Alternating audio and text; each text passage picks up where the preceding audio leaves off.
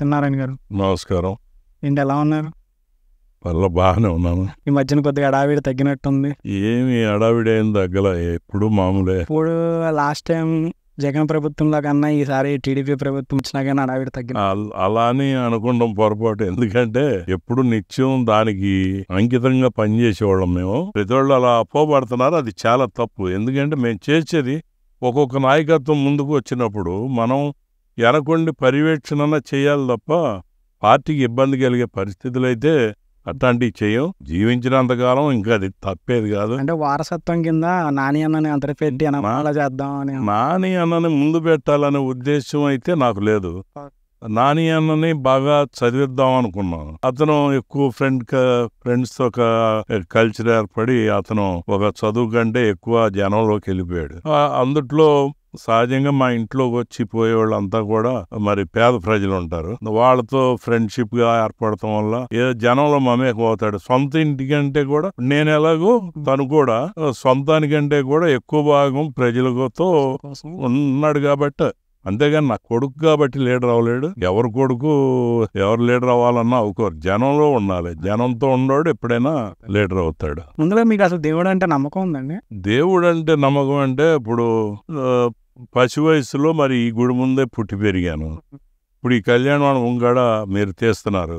నమ్మకం ఉండా లేకపోయినా ప్రజల మీద, ప్రజల మత విశ్వాసం మీద గౌరవం ఉంది. ఆ గౌరవం వల్ల ఏంటంటే నేను ఏ మతస్థుల్లో అయినా సరే వాళ్ళ ఆలయాల్లోకి వాళ్ళు ఆహ్వానిస్తే వెళ్తుంటాను, మాట్లాడు. అందుట్లో చిన్నప్పుడు మేము కళ్యాణం సందర్భంగా చిన్నపిల్లలం ఈ కళ్యాణం అయిన లాస్ట్ రోజు గర్కువంతుడు వాహనం అని ఊరేగిస్తారు. ఇక్కడే దించుతారు. దించి దొంగల దోపిడీ అని ఒక ఆట పెడతారు. అది చిన్నపిల్లలకి మసి రాసి ముఖానికి తాటాకులు కర్రలు ఇచ్చి మళ్ళీ శుద్ధోడు రాసి ఆ దొంగల వేషం కట్టేస్తారు. సీతమ్మల వారు ఉంగరం ఎత్తుకుపోయినట్టు. కాబట్టి ఇవన్నీ పాల్గొని సైకలాజికల్ గా ఒక సెంటిమెంట్ అయితే ఉన్నట్టు ఉంటది. బట్ విశ్వాసానికి దానికి సంబంధం లేదు. ఆ రకంగా ఆడినటువంటిది చిన్న వయసులో ఉంది కాబట్టి కళ్యాణం వస్తే హాజరవుతాం. దేవస్థానానికి అందరితో పాటు వెళ్తాం. వాళ్ళ విశ్వాసాన్ని. అంటే గుడికి వెళ్తారండి? గుడికి వెళ్ళటం అనేది పెద్దగా అంటే కొంచెం పెద్ద అయిన తర్వాత ఒకసారికి క్రైస్తవ మతంలో కూడా మరి చిన్న వయసులోనే నేను అప్పుడులో 5 రూపాయలు ఎంతో బైబిల్ మళ్ళీ అటు కొంతకాలం మళ్ళీంది. తర్వాత అన్ని చూసినా అందుట్లో ఒక మానవత్వానికి సంబంధించినటువంటి విషయాలు ప్రతి మత గ్రంథంలోనూ చూసి వాటిని గౌరవించాలని చెప్పేసి ఒకవేళ నేను కమ్యూనిస్ట్ ఫ్యామిలీ నుంచి ఒక కమ్యూనిస్ట్ ఫ్యామిలీ నుంచి వచ్చినప్పటికీ భక్తి కాదు, ముందు ప్రజల మీద వారికి ఉన్న మత విశ్వాసాల మీద గౌరవం ఉంటుంది. తప్పనిసరిగా ఉంటది. మమ్మల్ని అలా ఇంకా ఆ భావాలు, కమ్యూనిస్ట్ భావాలు ఉన్నాళ్ళ కంటే గౌరవం ఉన్నాళ్ళు, మామూలుగా భక్తిగా పూజించేవాళ్ళు అంత గొప్పవాళ్ళ కంటే కూడా మేమే ఎక్కువ ఆ భావాలు ఉన్నాళ్ళే ఎక్కువ గౌరవిస్తారు. భక్తుల పట్ల కూడా మాకు గౌరవం ఉంటుంది. ఎందుకంటే ఇప్పుడు నేను పోరాడేటువంటిది ఒకటి ఉంది. తర్వాత మీరు వేంపాడు ఇష్యూ వస్తే అప్పుడు ఎవరే భక్తులు, ఇప్పుడు గోగినేని రఘుప్రసాద్ అన్నాడు. అతను నిత్యం భక్తుడు, దైవ భక్తుడు రఘునాథ్. పైగా ఈ దేవాలయంలో ఉన్న స్వామివారి పేరే ఆయనకి పెట్టారు. మరి రైతుల తరపున పోరాడుతున్నాడు అంటే ఆయనకి భక్తి లేనట్ట? డౌట్ వస్తుంది. ఒక పక్కన బైబుల్ అంటున్నారు, ఒక పక్కన అన్ని అంటే చిన్న వయసు అదే గుడిగాడే అంటున్నారు. మరి ఒక బైబుల్ ని అన్ని చూసే మీరు రఘునాథ స్వామి మీద ఫైట్ చేస్తున్నారు? లేదు, సామాజిక వాతావరణం మార్పు చెందుతూ ఉంటది. మేము బైబిల్ గురించి మేము ఇది పొంది స్వామి మీద పోరాడతాం, లేదంటే ఇది కాదు. తర్వాత బైబిల్లో కూడా కొన్ని పొరపాట్లు ఉంటాయి, అవి కూడా మేము గమనించుకుంటాం. ఎందుకంటే మా ప్రభువు గారి యొక్క ఇదితో ఆయన మీద భక్తిని నూరిపోస్తూనే కొంతమంది అమాయకులు కొంచెం నష్టం జరిగేటువంటివి కూడా ఉంటాయి. అలానే కదండి. ఇప్పుడు ఒక హిందూ అయ్యుండి దేవుడి జోలికి వెళ్ళాలంటే వాటి మీద ఫైట్ చేయాలంటే కొద్ది చాలా ఆలోచిస్తారు. అంటే మీరు ఏం ఆలోచించు. మీరు అన్నదే నేను చాలా చాలా బాగానే అడుగుతున్నారు. మీరు అన్నదానికి నేను సూటిగా చెప్పాలంటే దేవుడు దాని మీద నేను ఫైట్ చేయట్లా. గోగినేని రఘుప్రసాద్ కూడా దేవుడు దాని మీద ఫైట్ చేయట్లేదు. సుప్రీంకోర్టు 90 ఇచ్చిన జడ్జిమెంట్ అమలు జరపాలి. అది అమలు జరపాలంటే ఒక్కసారి చివరిగా మళ్ళీ మీ ముందు చెప్తున్నా, 3000 ఎకరాలని సింగిల్ లీడ్ ఇచ్చింది. మళ్ళీ మీరు 1600 అని చెప్పి ఎకరాలు అని చెప్తారు. అసలు ఏంటండి? మీరు క్షుణ్ణంగా మేము తెలుగులో కూడా ట్రాన్స్లేట్ చేసి గూగుల్ ద్వారా మరి మేము తెలియజేసాం.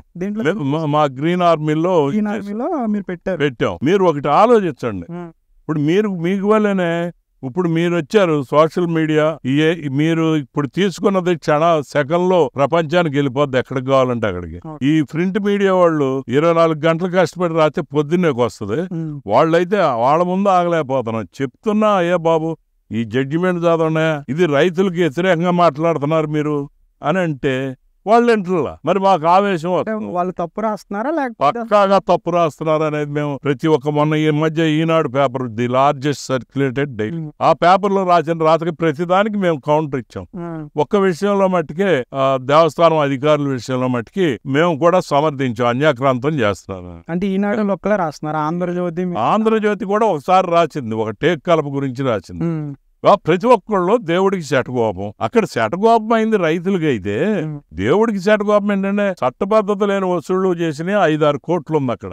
చట్టబద్ధంగా వసూలు చేయలేదు. అది ఇప్పటికీ మేము ప్రూవ్ చేస్తాం. ఎందుకంటే వాళ్ళు ఇచ్చే రసీదుల్లో సర్వే నెంబర్లు, ఇప్పుడు మీరున్నారు, మీకు ల్యాండ్ ఉందనుకోండి, మీ సరిహద్దు వాడు ఎవడన్నా తగువకు వచ్చాడు అనుకోండి, మీరు ఎక్కడికి వెళ్తారు సర్వే కోసం? ఎవరికి పెడతారండి? ఎంఆర్ఓకి పెడతారు. మీ సర్వే నెంబర్ వేసి పెట్టాలి కదా. ఇప్పుడు వీళ్ళు ఇచ్చిన రసీదు సర్వే నెంబర్ వేసి ఏ రైతునైనా లేదా దేవస్థానం వాళ్ళనైనా ఎంఆర్ఓ ఆఫీసులో పెట్టమనండి, డిస్ప్లే అవుద్దాం. ఎందుకు అవుదంటే అది 430 జీవో చంద్రబాబు గారు ఇచ్చి 300 చిల్లర సబ్ డివిజన్లు అయి రైతులకి పట్టాలు ఇచ్చే తరుణంలో దేవుడికి అందుట్లో హక్కు కల్పించారు. ఏంటంటే సుప్రీంకోర్టు జడ్జిమెంట్ లో ఇద్దరు రాజీ పడ్డారు, రైతులు, దేవస్థానం వాళ్ళు హైకోర్టులో ఓడిపోయారు 70లో.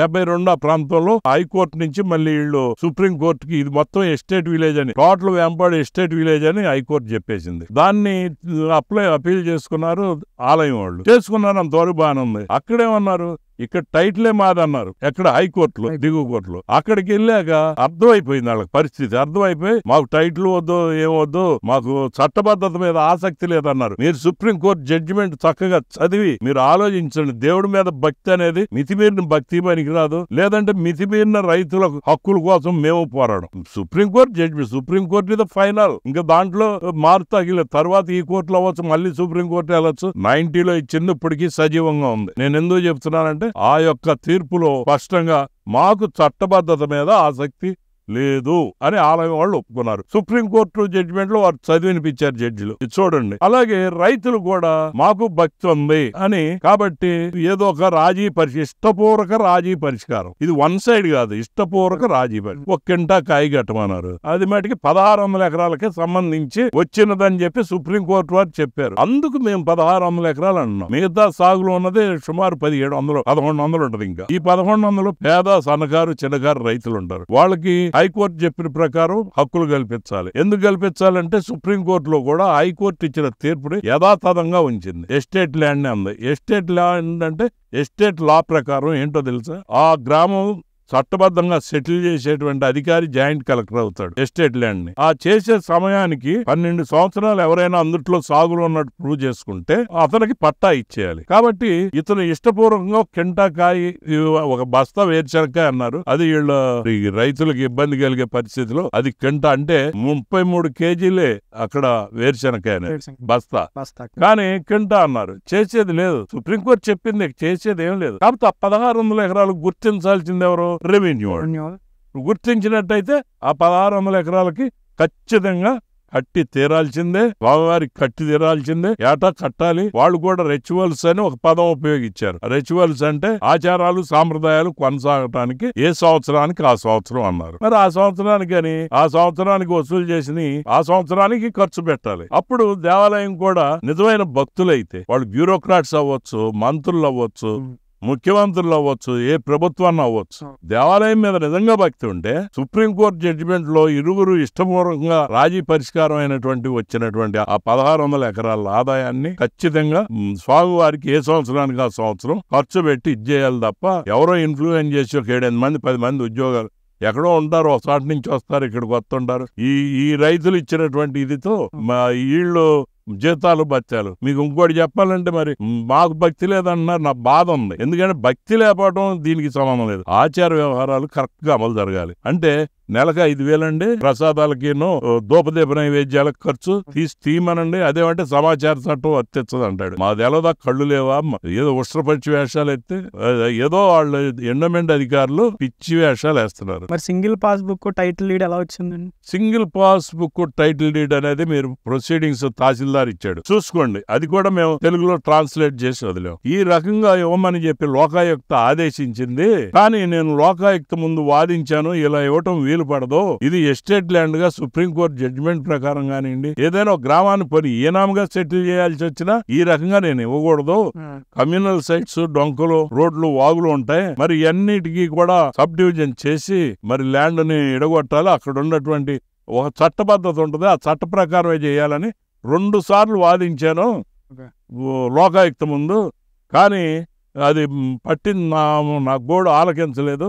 విధి లేక ఇచ్చిందని చెప్పి మేము ఇస్తున్నామని చెప్పి ప్రొసీడింగ్స్ లో పెట్టాడు. అంటే పరోక్షంగా ప్రత్యక్షంగా, గట్టిగా మాట్లాడితే ప్రత్యక్షంగా ఇది చట్టవిరుద్ధమేనని ఒప్పుకున్నట్టే కదండి. మీరు ఆలోచించండి. పాస్బుక్ టైటిల్ ఇచ్చారో అంటున్నారు ప్రతి వాళ్ళు. పాస్బుక్ వచ్చేసింది కదా మొత్తం స్వామివారిదేనని. ఏంటి రాళ్లకేను రప్పలకి ఇంక వీటి మీద జరిగిన అవినీతి భాగవతాలు ఆధారాలతో తర్వాత చెప్తాం. అసలు విషయం ఏంటంటే పాస్బుక్ ప్రొసీడింగ్స్ లో తహసీల్దార్ ఇచ్చినటువంటి మీరు స్పష్టంగా మీకు కావాల్సినటువంటి ఇదిలో మేము తెలుగులో కూడా గూగుల్ ద్వారా ట్రాన్స్లేట్ చేసి. అంటే ఇప్పుడు మీరు తహసీల్దార్ తప్పు అంటారా? తప్పన ఆయన ఒప్పుకున్నాను, నేను తప్పనే. నేనేమన్నాండి, తాలూకా మేజిస్ట్రేట్ ఆయన తప్పంటానికి గాని కోర్టును తప్పంటానికి గాని మేము సరిపోం. అలాంటి మాటలు మేము ఎప్పుడు అనం. కాకపోతే వారు చెప్పినటువంటి ప్రొసీడింగ్స్ లో ఆయనే ఈ విధానం కరెక్ట్ కాదని జడ్జికి మొత్తుకున్నాను. జడ్జి మరి ఆర్డర్ వేసాడు, ఇవ్వాల్సి వచ్చింది ఇస్తున్నాను అన్నాడు. దాని మీద అప్పీల్ చేశారు గోవినేని రఘుప్రసాద్. ఇది 60 రోజుల్లో అప్పీల్ చేసుకోమన్నారు. రఘుప్రసాద్ అనే ఆయన రైతుల కోసం పోరాడటమే కాకుండా 4 ఎకరాలు అతను ఉందని కాదు పోరాడేది, అసలు ఇది న్యాయం ఎందుకు జరగదని చెప్పి రైతులకి అని చెప్పి పోరాడుతున్నాడు. అతను అప్పీల్ చేశాడు ఆర్డీఓకి. నేను కొంచెం అతను ఫాలోవర్ గా అబ్జర్వేషన్ లో అప్పీల్ చేశాను మా అంటే మంచిది అన్న. 60 రోజుల్లో అప్పీల్ చేస్తే ఆర్డీఓ ఎస్ఆర్నో అని చెప్తే తర్వాత అప్లేట్ అథారిటీ కోర్టు ఇంకోటో వెళ్తాం, అంతేకాదు డిఆర్ఓ దగ్గరికి అక్కడికి వెళ్తాం, ఆ తర్వాత కోర్టుకి వెళ్తాం, ఆ తర్వాత ఇంకా పైనకి వెళ్తాం. కానీ ఇక్కడ అటు తేల్చకుండా ఇటు తేల్చకుండా పక్కన మారేశారు. దాని మీద మొన్న మంత్రి గారు పార్థసారథి గారు పెట్టినటువంటి ప్రజా దర్బార్లో ఈ రకంగా నన్ను బాధ పెట్టారు. ఇంకా చట్టం ఎక్కడ అమలు జరుగుతుందని మీరు అనుకుంటున్నారు, ఇది న్యాయం కాదు. నేను ఇచ్చిన అప్పీల్ ఇప్పుడు అప్పీల్ ఇచ్చితే ఆర్డీఓ గారు ఆ టైం లోపల పరిష్కారం చేయాలి. అంతదాకా ఎందుకు మేము 40 రోజులు కమిషనర్ కి పెట్టాం. 40 రోజుల్లో కమిషనర్ తేల్చాలి. నేను పెట్టా. ఇక్కడ అంతా ఈ ఎంజాయ్మెంట్ దారుల రిజిస్టర్ తప్పు, అమ్ముకునే వాళ్ళు కొనుక్కునే వాళ్ళని ఎంటర్టైన్ చేస్తున్నారు, తప్పులేదు. మేము ఆ డిమాండ్ లో ఉన్నాం. కానీ కొంతమందికి ఇష్టం పూర్వకంగా, కొంతమందికి ఇష్టం లేని ఈ రికార్డు, అసలు చెల్లని రికార్డును ఫాలో అవుతున్నారు అన్నాం. ఇందా చెప్పా కదా మీకు, ఏమని ఈ నెంబర్లు చెల్లనటువంటి నెంబర్లు వేసేది. అవి ఎందుకు వచ్చినాయో మీకు ఒకసారి చివరిగా చెప్పేది ఏంటంటే 430 జీవో చంద్రబాబు గారు ఇచ్చినప్పుడు అక్కడ మాకు జరిగిన రైతులకి అన్యాయం కొంతవరకు ఉంది, 1600 ఎకరాలకైతే వర్తిస్తుంది. కానీ ఆ జీవోలో మొత్తం 2700 ఎకరాల సాగులో ఉన్న వాళ్ళందరికీ వర్తించేటట్టు ఇచ్చారు. అక్కడ 1100 ఎకరాలకు సంబంధించిన రైతులు నష్టపోయినట్టుగా మేము భావిస్తున్నాం. లేదంటే దీనికి కూడా ఇలా వర్తిస్తుంది, ఎందుకు వర్తించదని ప్రభుత్వం లేదంటే సుప్రీంకోర్టు ఆర్డర్ చూపించి 72లో ఇచ్చిన హైకోర్టు ఆర్డర్ చూపించి ఈ రకంగా అంటే కొన్ని దానికైనా రైతుల్ని మరి కన్విన్స్ చేస్తాకి ఉంటది. కానీ అసలు ఇది అన్యాయం కదా. దాంట్లో ఆ జీవో మంచిది, కానీ ఇంత జరిగింది. అయితే ఈ జీవోని ఇంప్లిమెంట్ చేసే ముందు ఆయన 430 జీవో వచ్చాక తెలుగుదేశం ప్రభుత్వం తర్వాత మళ్ళీ రాజశేఖర రెడ్డి గారి ప్రభుత్వం కాంగ్రెస్ వచ్చింది. అప్పుడు ఏ పార్టీలో ఉన్నారని? అప్పుడు మేము తెలుగుదేశంలోనే ఉన్నాం. ఇప్పుడు మేము తెలుగుదేశంలోనే ఉన్నాం. మేము ఎప్పుడు తెలుగుదేశంలోనే ఉన్నాం. మరి అయితే అక్కడ జరిగింది ఏంటంటే 2009 ఆగస్టు 31వ తేదీన మరి ఇక్కడ స్థానిక ఎమ్మెల్యే టీడీపీ ఎమ్మెల్యే రామకోటయ్య గారు, మరి గన్నవరం అప్పుడు ఎమ్మెల్యే దాసరి బాలవర్ధనరావు గారు అసలు వేంపాడు భూమి మీద మీ పాలసీ ఏంటి, దేవుడిదంటారా రైతులదంటారా అని స్పష్టంగా అడిగారు. 31, 2009 ఆగస్టు. సెప్టెంబర్ 1వ తారీఖున సమాధానం ధర్మాన ప్రసాదరావు రెవెన్యూ మినిస్టర్ గారు. ఆ రోజున అది సుప్రీంకోర్టు ఇచ్చిన జడ్జిమెంట్ ప్రకారం ఎస్టేట్ ల్యాండ్ రైతులకే చెందుద్ది హక్కు, కాబట్టి దాని మీద గెజిట్ కూడా అయింది. 93లోనే కన్వర్షన్ అయిపోయింది ల్యాండ్. ఇక వాళ్ళకి పట్టాలు ఇవ్వటమే ప్రక్రియ మిగిలింది. క్వాషీ జ్యుడిషియరీ అథారిటీ కాబట్టి, అంటే డిపార్ట్మెంట్ ఉంటది కదా రెవెన్యూ, ఖచ్చితంగా ఈ టయానికి ఇస్తామని చెప్పలేము అని ఒక సెలవు ఇచ్చాడు ఆయన. అంటే రైతులు దాన్ని ఒప్పుకున్నాడు కదండి. 90లో సుప్రీంకోర్టు జడ్జిమెంట్ వచ్చింది. 2003లో జీవో ఇచ్చారు చంద్రబాబు గారు. ఎంత గ్యాప్ వచ్చిందండి? 13 ఏళ్ళు, 13 సంవత్సరాలు గ్యాప్ వచ్చింది. తరువాత 2009లో ఏమని అడిగారు? ధర్మాన ప్రసాదరావు అని అడిగారు. ఆ సమాధానం కూడా ఇప్పుడు మీరు విన్నారు కదా ఆయన చెప్పింది. ఇవన్నీ చూసి రైతులు, కొనుక్కునేవాళ్ళు, పేదవాళ్ళు, డబ్బులు పోగు చేసుకునే వాళ్ళు, కొంతమంది ఇబ్బందులు నమ్ముకుంటుంటే అనేక మార్పులు. అందులో చంద్రబాబు గారి ప్రభుత్వం ఇచ్చిందంటే ఫుల్ కాన్ఫిడెన్స్ ఎవరికైనా. అది తప్పు అనేది రాదు. బ్యూరోక్రాట్స్ భయంతో జాగ్రత్తగా మంచి వాళ్ళే ఉంటారు. మరి రివార్డులు పొందారు. మరి అట్టాగే కాంగ్రెస్ గవర్నమెంట్ లో ఉన్నోళ్ళు మరి జైలుకి వెళ్ళారు, ఐఏఎస్లు కూడా. కానీ మరి తెలుగుదేశం అంటే అదే మాకు గౌరవం. కానీ ఇక్కడ కూడా తర్వాత వీళ్ళు కాంగ్రెస్ వాళ్ళు చేసిన పని ఏంటంటే, ఈ జీవోని సస్పెండ్ చేయండి, దేవుడికి ఇది ఎంటకాయ ఒప్పుకున్నారంటే ఇది మొత్తం దేవస్థానం భూమి అని చెప్పి కొత్త వాదనలు లేపుకొచ్చారు. వీళ్ళు లేపుకొచ్చి మళ్ళీ దాన్ని కోర్టులో పడేసి, హైకోర్టులో పడేసి ఏదో తిమ్మిని బొమ్మిని చేశారు. ఆ కోర్టు ఒక ఆర్డర్ ఇచ్చింది. కోర్టు మనం ఏమనలేమని, ఏనాంలే అండి మొత్తం దేవస్థానం వాళ్ళకి హ్యాండ్ ఓవర్ చేయమని చెప్పి అది ఇచ్చింది. దాని మీద లోకాయుక్తకి వెళ్తే వాడు పాస్బుక్ వారు ఇచ్చేయమన్నారు. ఆయన ఇచ్చేయమని, ఈయన ఇచ్చేయమని మొత్తం ఆగమైంది. ఈ ప్రక్రియ మొత్తం 2015 కల్లా ముగిసింది. బాగా గుర్తుపెట్టుకోండి. 2011లో ఎత్తే 4 సంవత్సరాలు ముగిచ్చేశారు దేవస్థానానికి హక్కు కల్పిస్తాకి. అదే 90లో వచ్చిన సుప్రీంకోర్టు జడ్జిమెంట్కి మరి 2003లో జీవో ఇచ్చి ఎంత తాత్సారం చేశారండి. రైతులకి ఎంత దారుణం అన్యాయం జరిగింది మీరు అర్థం చేసుకుంటే మరి తెలుస్తుంది. ఇప్పుడు ఈ 3000 ఎకరాల కాకుండా ఈ 1600 ఎకరాల వాళ్ళు కౌలు కడుతున్నారండి. అసలు 1600 ఎకరాలు గుర్తించితే కదా. అది గుర్తించలా, రెవెన్యూ వాళ్ళు గుర్తించరు. వాళ్ళకి సర్వే 430 జీవో చంద్రబాబు గారు ఇచ్చినప్పుడు సర్వే చేస్తుంటే మీకేగా వస్తున్నాయి డబ్బులు, మీకే వస్తాయి అని చెప్పి భోజనాలని, వాళ్ళకి కావాల్సినటువంటి అనేక రకమైన ఖర్చులు అన్ని వాళ్ళ నెత్తి మీద వేసి, ఆ భూమిని కూడా మామూలుగా ఈ కమ్యూనల్ సైట్ గా ఉండాల్సిన భూమి కూడా అప్పుల్లో ఉన్నటువంటి వాళ్ళకి ఏదో ఒక డబ్బులు తీసుకుని ఎవరో ఒకళ్ళ పేరు రాసేయటం, అట్లాంటివి కూడా కొన్ని ఉన్నాయి. ఇది బండ భూములు. సుప్రీంకోర్టు స్పష్టంగా ఏం చెప్పిందంటే, వ్యవసాయ సాగులో ఉన్న వ్యవసాయ భూమి 1600 అని చెప్పిందండి. ఆ 1600 ఎకరాలు సాగులో ఉన్న భూమిని గుర్తించాల్సింది ఎవరు? కోర్టు తీర్పిచ్చింది. వెళ్ళినోళ్ళు వెళ్ళారు, ఇద్దరు ఇష్టపూర్వకంగా. మళ్ళీ ఒకటి ఏంటంటే, ఇష్టపూర్వకంగా అంటే మాకు చట్టబద్ధత మీద ఆసక్తి లేదు అని ఎండమెంటారు అన్నారు కదా ఆలయం వాళ్ళు. కాదు, సుప్రీంకోర్టు వారు నీ చట్టబద్ధం మీద ఆసక్తి లేకపోయినా నీకు పట్టా ఇచ్చేస్తావా అంటదండి. లాజిక్ ఏనండి. అలాగే రైతులు మాకు భక్తి ఉంది, ఏదో ఒకటి రిచువల్స్ అదే సాంప్రదాయాలకి ఆచారాలకి ఇస్తా ఉన్నాం మరి, కాబట్టి దాని ప్రకారం మేము కట్టుబడి ఉంటాం. మీరు చెప్పిన దానికంటే ఒక కింటాక బస్తా వేరుశనగ ఇష్టపూర్వక రాజీ పరిష్కారము. ఈ కింద దిగువ కోర్టు ఇచ్చిన ఎస్టేట్ అనేటువంటిది ఈ జడ్జిమెంట్ ని యథాతథంగా ఉంచి ఈ రెండింటికి ముడివేస్తున్నాం, దీని మీద ఈ బడ్జెట్ పెట్టాం అన్నారు సుప్రీంకోర్టు వారు. అంటే ఈ యొక్క హక్కు రైతుకి పట్టా ఇవ్వాలి. ఆ పట్టా పొందేటప్పుడు ఆ పట్టాతో పాటు ఎకరానికి క్వింటా కాయ అనేటువంటిది కూడా దాంట్లో మెన్షన్ చేస్తారు. ఆ రకంగా చేశారు చంద్రబాబు గారు. ఏమంటారంటే, ఇప్పుడు వాళ్ళకి పట్టా ఇస్తే ఆ కింటా కాయ ఇస్తా అంటారు, ఇచ్చేస్తారు. దాంట్లో లేకపోయినా ఇస్తున్నారు. ఎందుకంటే వీళ్ళు ఇచ్చే రసీదులు పట్టా భూములాగా లేకపోయినా అందరు ఇస్తున్నారు. అంటే ఈ చలన రసీదులు నోటిఫైడ్ గానీ, అంటే రఫ్ బుక్. ఇప్పుడు 430 జీవో వచ్చిందండి చంద్రబాబు గారు. అది ఇంప్లిమెంట్ దశలో బ్రేక్ అయింది. అది పూర్తిగా పరిపక్వం అవ్వలేదు. అదేమైంది, ఆ 430 జీవో ఆ రఫ్ మట్టికి రెవెన్యూ వాళ్ళు వీళ్ళు కలిపి జాయింట్ గా సంతకాలు పెట్టుకున్నారు. ఎవరికి కావాల్సినవి వాళ్ళు పుచ్చుకున్నారు. ఇక్కడ ఈ సర్వే టైంలో వాళ్ళు సంతకాలు పెట్టుకున్నారు. ఇప్పుడు మొన్న మాకు ఈఓ గారు ఇచ్చిన దాంట్లో ఒక దాంట్లో మాకు పలానా సంవత్సరం సర్వే అండ్ సెటిల్మెంట్ అధికారి గారు ఇచ్చారు, మాకు తహసీల్దార్ గారు ఇచ్చారు ఈ రికార్డు అని చెప్పారు. సరే, ఒకవేళ ఇచ్చారు అని చెప్పి వాళ్ళకి ఆర్టీ యాక్ట్ కింద పెట్టాం. పెడితే వీటికి సంబంధించిన వివరాలు మా కార్యాలయంలో అవైలబుల్ గా లేవు అన్నారు. అంటే లేనట్టేగా. ఇప్పుడు మీకు పాస్బుక్ మంజూరు అయిందనుకోండి, మీ సర్వే నెంబర్ ఉందనుకోండి, మీకు ఏడీ ఆఫీస్ వరకు ఉంటుంది తెలుసా. అవసరమైతే CCLR కూడా ఉంటుంది, స్టేట్ లో లెవెల్లో కూడా ఉంటుంది. మీరు దిగువ నుంచి వెళ్తే ఇది యాడ్ ఉంది. 330 పైన సుమారు 311 ఎంతో సబ్ డివిజన్లు ఉన్నాయి. చేశారు.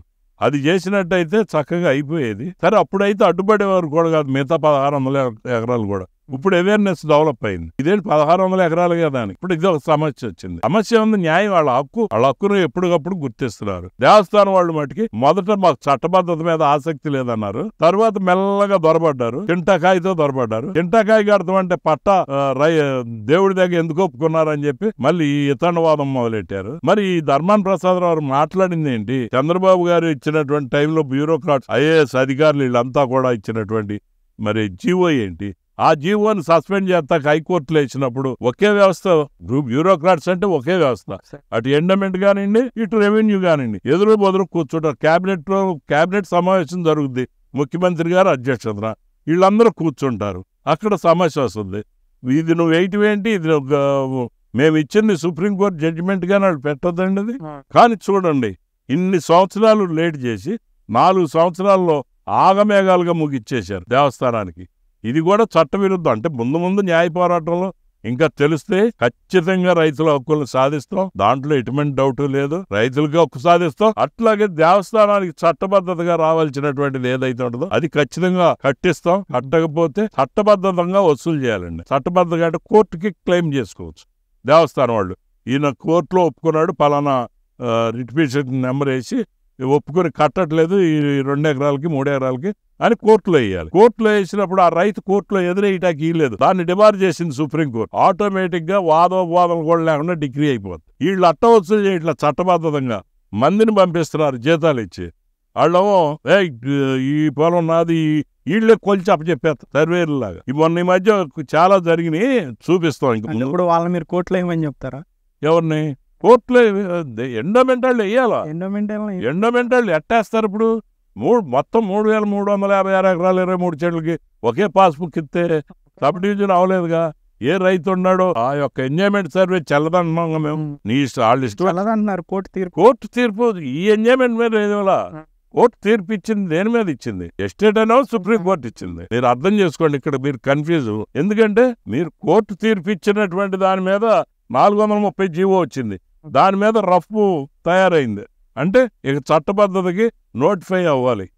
ఏదైనా ఒక ప్రక్రియ స్టార్ట్ చేస్తే ప్రభుత్వం అది నోటిఫై అవ్వాలండి. ప్రభుత్వం చేత నోటిఫై అయితే ఆటోమేటిక్గా ఆ రికార్డు రెవెన్యూ కార్యాలయంలో ఉంటుంది, ఇంకా పైన సర్వే సెటిల్మెంట్ అధికారి దగ్గర ఉంటుంది, ఇంకా పైకి వెళ్తుంది. మొత్తం అన్ని చోట్ల కూడా ఈ రికార్డు పదిలంగా ఉంటుంది. అంతేగాని ఆ రికార్డు అవలా, నోటిఫైడ్ కాలా. వీళ్ళు స్వార్థం కోసం అంటే మీరు కన్ఫ్యూజన్ అయ్యేది, చాలా మంది భక్తులను కన్ఫ్యూజన్ పెట్టేది ఏంటంటే డబ్బులు కడుతున్నారు, డబ్బులు జమేస్తున్నారు కదా బ్యాంకులో, ఏంటి వాళ్ళు ఏం పాపం చేస్తున్నారు ఎండమెంట్ అధికారులు అంటారు. ఎంత అన్యాయం చేస్తున్నారు, అమ్మకూడదు కొనకూడదు అంటారు. నువ్వు అమ్ముకో నీ పేరు మారుతానని డబ్బులు తీసుకుంటారు. ఈ తప్పుడు నెంబర్లు తప్పుడు రికార్డు ఉండటం వల్లే వాళ్ళు ఇలా పరోక్షంగా అన్యాక్రాంతం చేయటానికి.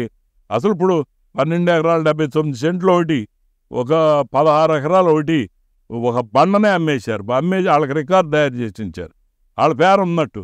అందులోకి వెళ్తే వాళ్ళ తరఫున పోలీసులు పంపిస్తున్నారు. పోలీసులు మరి రెవెన్యూ వాళ్ళు అడిగితే రావాలి కదా, అదే దేవస్థానం వాళ్ళు అడిగితే, ఎందుకంటే వాళ్ళ పాస్బుక్ ఉంది, వాళ్ళు ఏది చెప్తే అదేనాలా. మరి అక్కడ లాండ్ ఆర్డర్ ప్రాబ్లం అంటే వారు వెళ్తారు. మేము అన్నీ మాట్లాడుతున్నా, కేసులు పెడితే భరిస్తున్నాం, బెయిళ్లు తెచ్చుకుంటున్నాం. ఎన్ని 91 నుంచి మా యొక్క పోరాటం. 91లో మొట్టమొదటి కేసులు 2 నా మీద, ఇంకొక రైతుల మీద 3 పాపం. అలాగే అక్కడి నుంచి కంటిన్యూషన్ అసలు ఎన్నో లెక్కలేదు. పోయి పోతా ఉన్నాయి, వచ్చేవి వస్తూ ఉన్నాయి. ఈ మధ్య కూడా లేటెస్ట్గా నా పిల్లల మీద కూడా పెట్టారు. ఇంకా బాగుంటే మా మనవాళ్ళు ఉన్నారు, ఏదన్నా చట్టాన్ని సవరించి వాళ్ళ మీద కూడా పెడితే అసలు లొకేషన్ ఎలా ఉన్నాళ్ళ మీద, ఏడో బెంగళూరులో ఉద్యోగం చేసుకున్న పిల్ల మీద. ఇవన్నీ ఏంటంటే రాజకీయ కక్ష సాధింపులు కొంత ఈ రకంగా చేస్తుంటారు. ఒకప్పుడైతే నా భార్య మీద ఎంప్లాయ్ కరెంట్ ఆఫీస్లో 307 మర్డర్ చేయమందంట.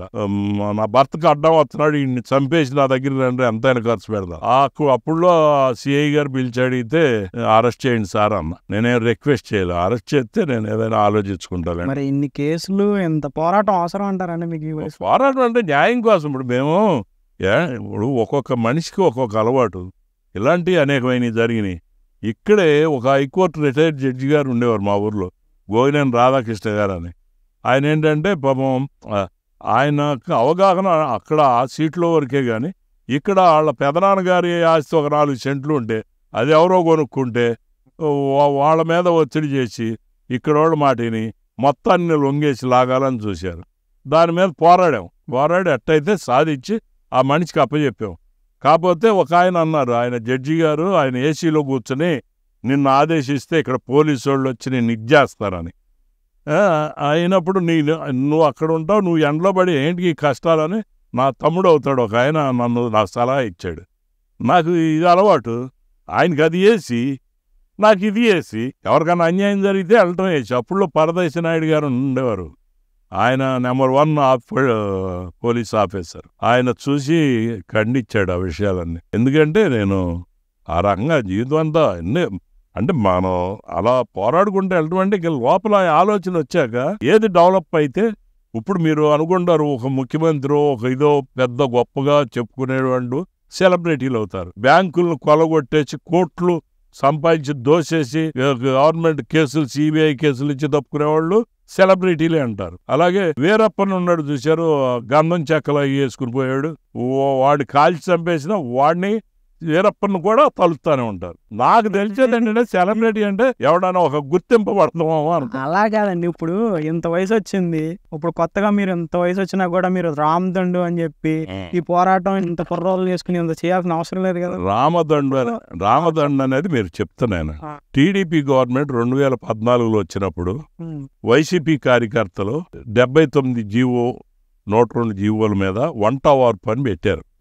వంట వార్పు అని పెడితే దానికి చాలా అంటే టీడీపీ వ్యతిరేక శక్తులన్నీ కలిసి పెట్టారు.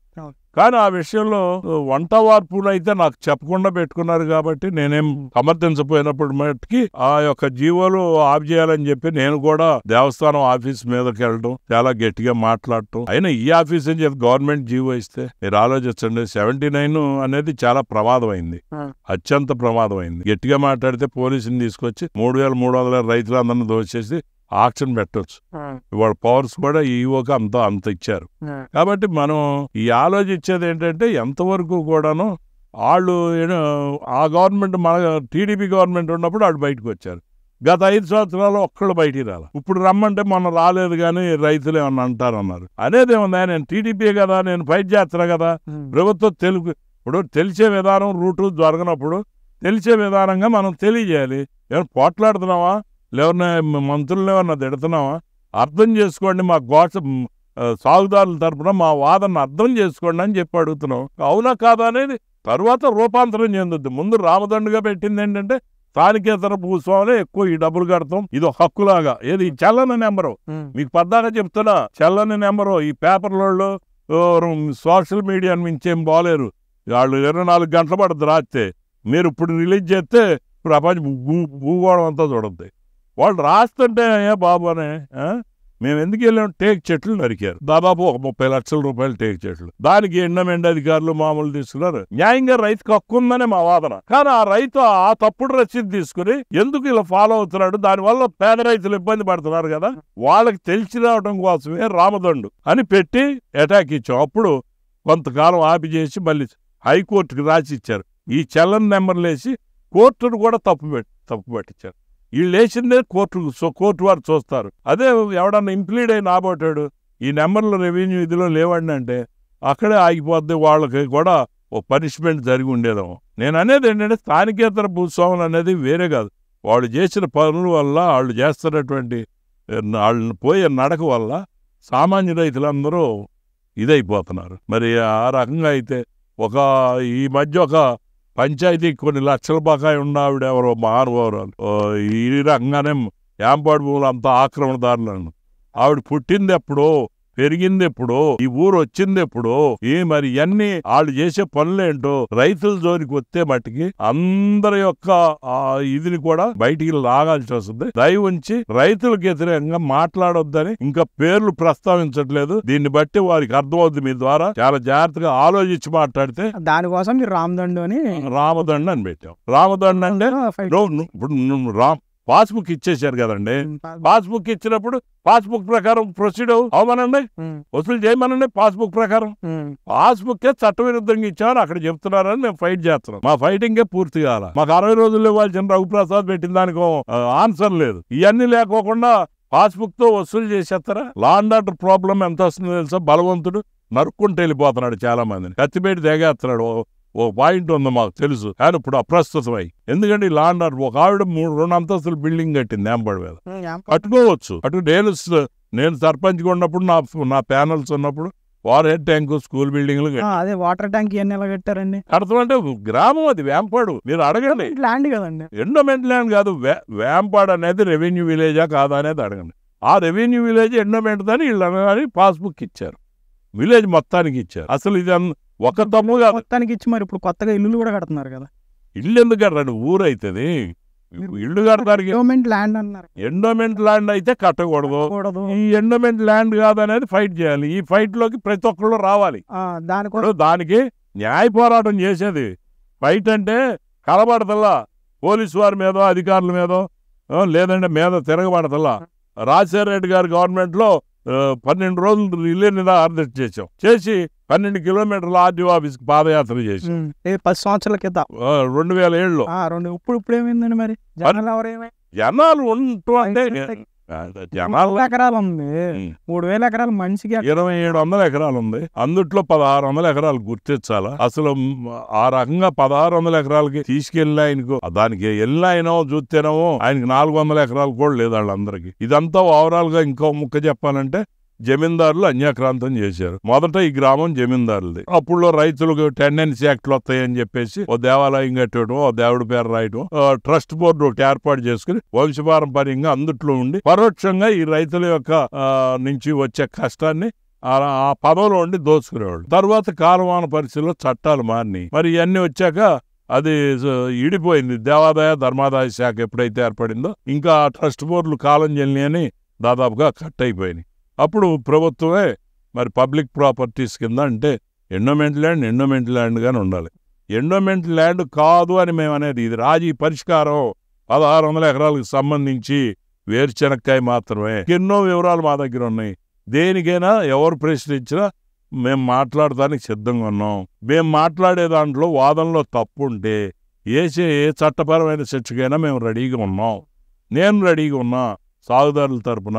అలాగే మరి రఘుప్రసాద్ కూడా అలాగే మొన్న వచ్చి మాట్లాడారు, చూసాం. ఆయన కూడా ఇవన్నీ కూడా ఇచ్చాడు. మీ ప్రభుత్వ కార్యాలయాలు ఇచ్చిన సమాచారం ప్రకారమే మేము చేశాం. మీ ప్రభుత్వం చేయాల్సిన పని ఈ యాంపాడు గ్రామం సెటిల్మెంట్లో సక్రమంగా లేదనేది మాకు స్పష్టమైంది. నేను ఇవన్నీ కూడా 15 సంవత్సరాలు కష్టపడ్డాడు అతను. ఈ రికార్డులు ఆర్టీ యాక్ట్ కానివ్వండి ఏమైనా తేటా కష్టపడి బాగా అతను ఆలోచించాడు. అతను పెద్ద చదువేం చదవలో 10th ఇంటరో ఏదో అనుకుంటా. నేనైతే మరి 7వ తరగతి. కాకపోతే అవసరం నేర్పుద్ది, అవసరం ఏమవుద్ది నేర్పుద్ది ఆ విజ్ఞానాన్ని. చదివే చదవసలు చదివిన వాళ్ళకి రావాలని లేదు. ఇప్పుడు ఆ రవిప్రకాష్ గారు వెనకమాల నుంచి ఫైట్ చేస్తున్నా, ముందులో ఉన్నది మీరే కదా.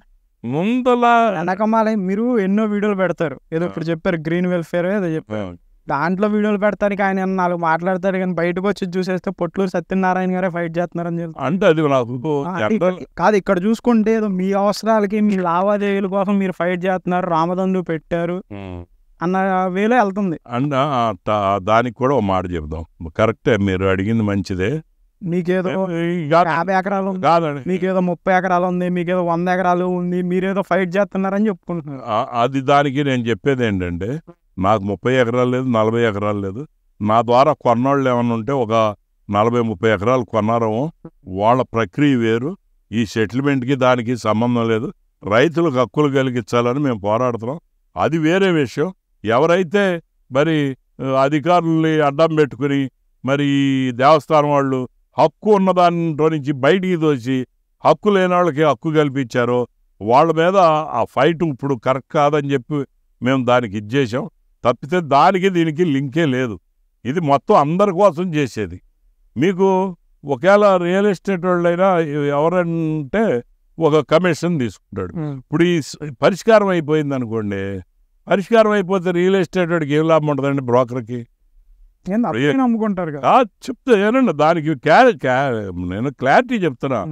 ఇప్పుడు అమ్మాడు అనుకోండి, ఒక 10 లక్షలు చేసేది అడుగు పొట్లూరు సత్యనారాయణ వస్తున్నాడు, అడుగు ఈవో వస్తున్నాడు, అవో 7 లక్షలకి ఇచ్చేయి అయిపోతావు అని ఇట్ట బెదిరించి అమాయకులను తీసుకుని చేస్తారు. అదే సెటిల్ అయిపోయింది అనుకోండి, పట్టా అయిపోయింది అనుకోండి, ఒకవేళ పేదవాడు అమ్ముకున్నా ఉన్నవాడు అమ్ముకున్నా బాగా ఇస్తే బ్రోకర్కి 1% ఇస్తాడు, లేదంటే 2% ఇస్తాడు. దళారుల్లో భారీ మొత్తంలో ముడుపులు పొందుదాం అనుకునే దళారీలకి ఇది సెటిల్మెంట్ కాకూడదని ఉంటుంది, పైకి యాక్షన్ చేస్తారు అంతే తప్ప సెటిల్మెంట్ కాదు. నాలాంటి వాడికి మటుకి నాకు సెటిల్మెంట్ అవ్వాలా. 1% 2% ఇస్తారండి, అది పెద్ద, అది లోకమంతా జరుగుతుంది కదా, మీకు తెలందేముంటుంది. వాడు కష్టపడతాడు, ఎండలో పడతాడు, తిరుగుతాడు, వస్తాడు, ఏదైనా యాక్సిడెంట్ అయితే సత్తాడు, మరి వెళ్ళి పొలాలు బేరాలు కనుక్కొని వచ్చినందుకు ఆడికో 1,00,000కు 1,000 పడేస్తారు ఆడి మోహాన, లేదంటే 2,000 పడేస్తారు. ఇంకో జవాబుదారీయం కలిగినాడు, వాళ్ళు తినేదేముంది, చచ్చేదేముంది. సెటిల్మెంట్ అయిందనుకోండి రైతులకి లాభము, దళారులకు కాదు. నాదంటారా, నాది పర్సనల్. నేను ఫైనల్గా ఈ యొక్క పోరాటం అంతిమంలో నాకు జరిగిన అన్యాయం ఎవరి వల్ల జరిగిందో, ఏం జరిగిందో, అక్కడ ఏ రకంగా చట్టపరంగా చేయాలా, లేదంటే వాళ్ళు ఏ రకంగా చేశారో నేను ఆ రకంగా చేయాలా, అవి నా సొంత విషయాలు. దానికి ఈ సెటిల్మెంట్కి సంబంధం లేదు. అయితే మీ లాభాలు లేకుండా కోసం కాకుండా మీకు జరిగిన అవమానం కోసం మీరు చేస్తున్నారు. అవమానం కోసం, అవమానం అనేది మా జరిగిన అన్యాయం జరిగిందన్న, అసలు మీ అన్యాయం కోసం మా అన్యాయం కోసం అనేది పక్కన పెట్టేసామన్నా. అది ఎప్పుడుదో తర్వాత. ముందు రైతులకు హక్కులు కలగాలి. అవి ఎలాగో ఆ రైతులకు హక్కులు కలిగేటప్పుడు దాంట్లో నాకు అన్యాయం జరగల. నా వల్ల మీరు కొన్నారు, లేదంటే ఒక పేదవాళ్ళు బీసీ కొన్నాడు, వాళ్ళందరినీ పడదోసేశారు బై ఫోర్స్గా, దేవస్థానం రికార్డులో మీ పేరు లేదని. అవి వేరు, వాటి కోసం నేను చేయట్లా. వాటి కోసం అయితే ఇంకొక మాట, 2015 నుంచి కొన్నారు వీళ్ళు, 2015లో కొన్నారు వీళ్ళంతా. మరి 2006లో జీవీఎస్ఆర్ చౌదరి అంటే మా ఊరు అయినా అక్కడ సెటిల్ అయ్యాడు, గంటా వెంకటేశ్వరరావు. దాదాపు నన్ను నమ్మి 70 లక్షలు తీసుకొచ్చి ఇక్కడ పెట్టుబడి పెట్టాడు. అందుట్లో మేము పొందిన దానికంటే బీసీలు ఉన్నారు చూశారు, వాళ్ళు అక్కడ మార్చుకుని ఇక్కడ పట్టా భూములు మార్చుకున్న వాళ్ళు చాలామంది ఉన్నారు. అక్కడ యాంపాడు భూములు వచ్చి పట్టా భూములు మార్చుకున్న వాళ్ళు ఉన్నారు. ఈ రకంగా బోల్డంతమంది ఉన్నారు. కాబట్టి వాళ్ళకి అన్యాయం జరిగింది. నేను 2007లోనే ఫైట్ చేశా, చెప్పా కదా, రిలే నిరాహారదీక్షలో. అప్పుడు నాకు సంబంధం లేదు కదా వీటితో. ఇప్పుడు ఈ గొడవలతో వీటితో సంబంధం లేదు. 2015 2016 తర్వాత అక్కడికి 2019లో బాగా గట్టిగా మొదలైంది. అంత ముందు నుంచి కూడా మేము ఈ న్యాయ పోరాటం గ్రామం గురించి చేస్తూనే ఉన్నాం. మా పోరాటం ఏదో అది వేరే చేస్తున్నాం. కాకపోతే కొంతమంది నా మీద వ్యక్తిగతంగా ద్వేషం ఉన్నవాళ్ళు, రాజకీయంగా ద్వేషం ఉన్నవాళ్ళు, అన్నీ 2 పార్టీల్లోనూ ఉండొచ్చు. వాళ్ళంతా ఏంటంటే అదిగో ఆ పొలం కోసం ఈ పొలం కోసం, ఈ పొలం ఆ పొలం కోసం అయితే అసలు ఈ ఫైటే అవసరంలా. ఆ ఫైట్ వేరే ఉంటుంది, అది ఎట్టా జరగాలో అదే జరుగుతుంది. ఇక్కడ మీ పోరాటంలో మినిస్టర్ గారు కూడా మొన్న ఎండోమెంట్ ల్యాండ్ అని చెప్పి ఏం చేస్తామని అడిగారు, మనం ఏం చేస్తామని అడిగారు. ఇంకా మీరు ఈ పోరాటం ఎలా తీసుకెళ్దాం అనుకుంటున్నారు? అంటే ఎండోమెంట్ ల్యాండ్ అనేది ఆయనకి దేవుడు ఎక్కువ భక్తి సెంటిమెంట్ అందరికీ ఉంటుంది, అందరిలాగా ఆయనకి ఉంది. ఆయన ఏంటంటే మామూలుగా పాస్బుక్ ఇచ్చారనేటువంటిది ఒక బేస్గా తీసుకున్నారు. మేము వివరించి చెప్పడంలో ఫెయిల్ అయ్యాము అనుకుంటున్నాం. దానికోసమే ఇవన్నీ కూడా మొత్తం ఇప్పుడు రఘుప్రసాద్ పెట్టినవి కానివ్వండి, ఇప్పుడు ఆయన పెట్టిన ప్రజా దర్బార్లోనే పెట్టాం. వాటికి న్యాయమైన సమాధానం వచ్చినా ఆయన అర్థం చేసుకునే అవకాశం ఉండదని మీరు దగ్గర సంవత్సరం నుంచి పెడుతున్నారు ఈ వీడియోలు సోషల్ మీడియాలో. సంవత్సరం 2 ఏళ్ళ నుంచి పెడుతున్నారు, ఎవరు ఇంత స్పందన కూడా లేదు. ఇప్పుడు ఈ రోజున ఎవరికి మీకు సపోర్ట్ లేకుండా మీకు ఎలా పోరాటం? ఎవరు సపోర్ట్ అంటే దాని పరిస్థితి వచ్చినప్పుడు బయటకు వచ్చేస్తారు. అప్పటి వరకు మీకు పోరాటం ఎలా చేస్తాను? మరి చేసే న్యాయ పోరాటం కదా. న్యాయ పోరాటానికి అందరూ రావాలంటే వాళ్ళు పనులు మానుకుని వచ్చే పరిస్థితిలో లేరు. రాకపోవటం వాళ్ళ ఆలోచనకి వదిలేస్తాం. కానీ ఇప్పుడు రఘుప్రసాద్ ఉన్నాడు, మొన్న యాక్షన్ జరుగుతుంది ఎవరిదో, అడ్డుకోండి అన్నాడు, ఏదో పోస్టింగ్ పెట్టాడు, కానీ అడ్డుకుంటాకి వెళ్ళా, ఎవరో పాడారు, అది నేనే పాడిచ్చాను అనుకుని ఆయన ఆవేశపడ్డాడు. నేను నా మనిషి పాడారు మాట రైట్ అయితే అయి ఉండొచ్చు. అసలు ఎందుకు పాడాడు? ఇప్పుడు ఆ భూమిని ఆ నెంబర్ వేసి పాట పెట్టింది, ఆ నెంబర్ డిస్ప్లే అవట్లా రెవెన్యూలో, అది చెల్లదు, ఆ పాట చెల్లదు. పోతే 3.5 లక్షలు పోతావా వస్తావా? ఇప్పుడు ఈ యొక్క ఒక కాగితం మీద మేము వాళ్ళతో ఫైట్ చేయడం మళ్ళీ కోర్టులో. ఆ పాడినోడు వెళ్తాడు. మొన్న ఆ భూమివాడు చెప్పాడు, ఆయన ఎవరో గోఖలే గారని, నా భూమి నా కిందే ఉంది, ఎవరు పాట పెట్టలేదు, ఎవరు నా భూమిలోకి రాలేదని చెప్పారు. ఇంకెక్కడుంది? ఎవడు కబ్జా చేసినట్టు? ఇది పాట పాడతాం ఏంటంటే దేవస్థానం వాళ్ళు చేసుకుంటా ఉద్దేశపూర్వకంగా చేసే తప్పుల్లో వాళ్ళని ఉచ్చులోకి లాగటానికి కొన్ని విధాలుగా చేయాల్సి వచ్చింది. ఇవాళ ఒక లెటర్ ఇచ్చాడు నాకు కొంతకాలం క్రితం. ఆ లెటర్ ప్రకారం ఏ ఒక్క దాన్ని ఫాలో అవట్లేదు ఎండోమెంట్ అధికారి అని నేను చెప్పగలను. అది కలెక్టర్ గారికి పెడితే కలెక్టర్ గారికి రాశాడు. అట్లా రాసి దాని ద్వారా దానికి ఏ ఒక్కదానికి సమాధానం చెప్పలేరు. ఇంక ఇదంతా కావాలంటే చాలా సబ్జెక్టు మీకు అవసరం ఉంటుంది.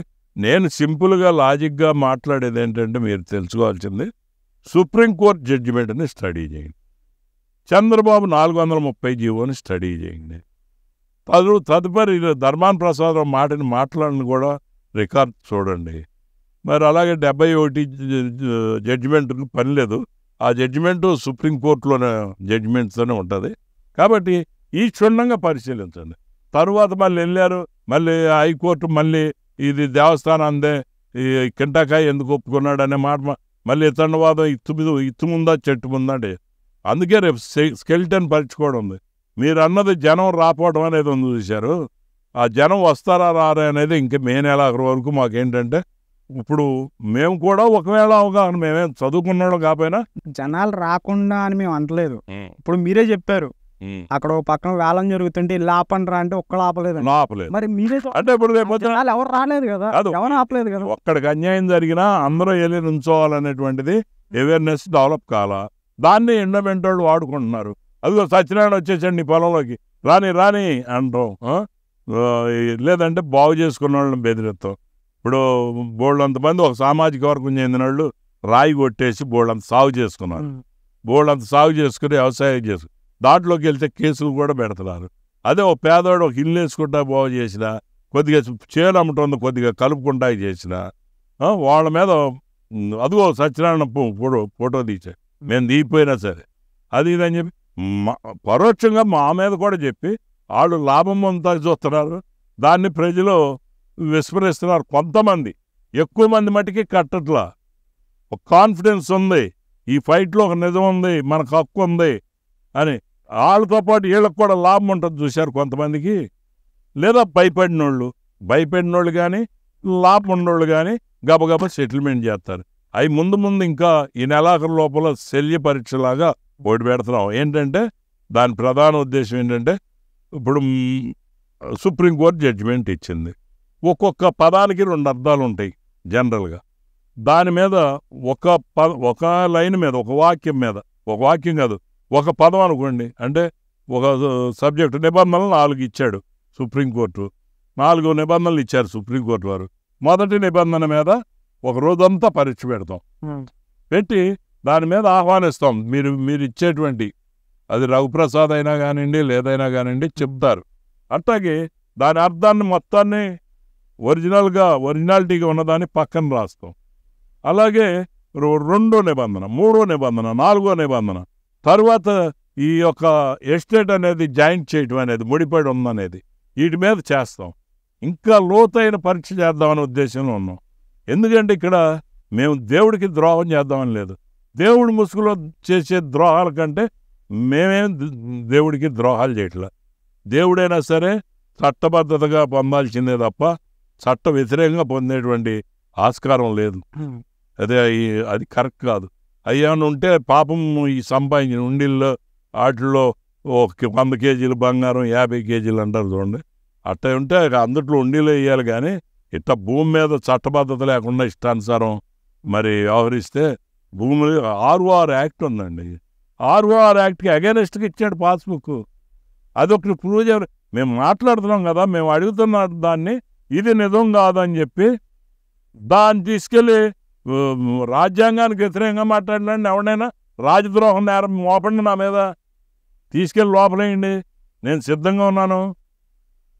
మేము అడిగిన దానికి చెప్పండి. ఇది చాలా అన్యాయం. రైతులు అమ్ముకోవచ్చు, కొనుక్కోవచ్చు. వీళ్ళు పేర్లు మార్చే రికార్డులతో వాళ్ళకేం సంబంధం లేదు. రెవెన్యూ వాళ్ళు చేసినటువంటి తప్పిదం వల్ల బ్యూరోక్రాట్స్లో ఏమంటే ఇప్పుడు రైతులు కష్టార్జితం. ప్రపంచవ్యాప్తంగా ఎవడైనా ఉద్యోగం శీతలీకరణ గదుల్లో అంటే ఏసీ రూమ్లో కూర్చుని కలెక్టర్లైనా లేదంటే ఏ అధికారైనా ఎవరైనా సరే ఇలా రక్తంతో వాళ్ళు ఎంజాయ్ చేస్తా వీళ్ళకి కథ అంబేద్కర్ గారు రాసినటువంటి రాజ్యాంగానికి తగినట్టు ఏమైనా న్యాయం ఉందా లేదా అని పరిశీలించి చేయాల్సింది పోయి చెప్పా కదా. ఒకటేమో అప్పీల్ చేస్తే ఇవ్వకపోవడం ఏంటండి, ఇంకెందుకండి ఆత్మాహుతి చేసుకోమంటారా?